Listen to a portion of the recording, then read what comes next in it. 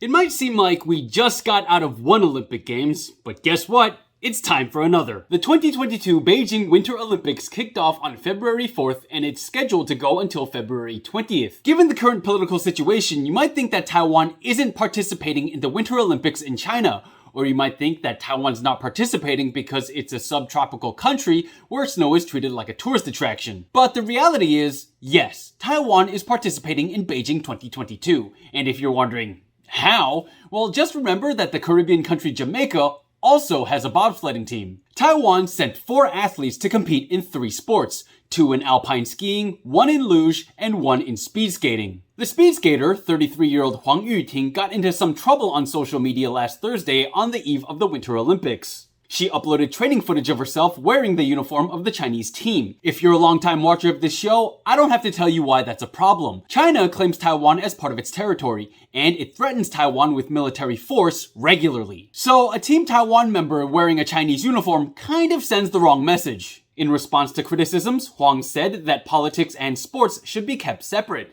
She said there are no borders in athletics. However, Huang is one of Team Taiwan's flag bearers at Beijing 2022.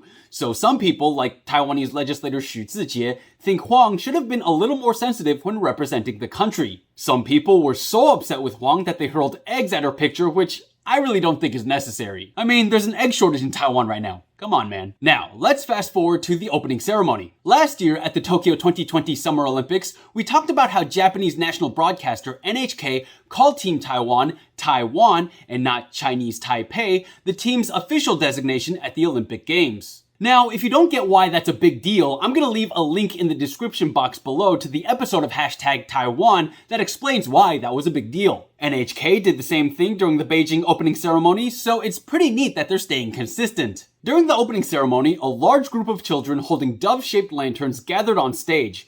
One of the children went astray and another had to lead them back into the group. Some users on Chinese social media believed that unruly child and their subsequent return to be a metaphor for Taiwan. Like Taiwan is the unruly kid who went astray and it will inevitably be returned to China's fold, which, hey man, whatever you say. I don't know what to make of that display because I'm still impressed with the fact that Taiwan, with its tropical heat and climate and its humidity, somehow managed to send athletes to the Winter Olympics.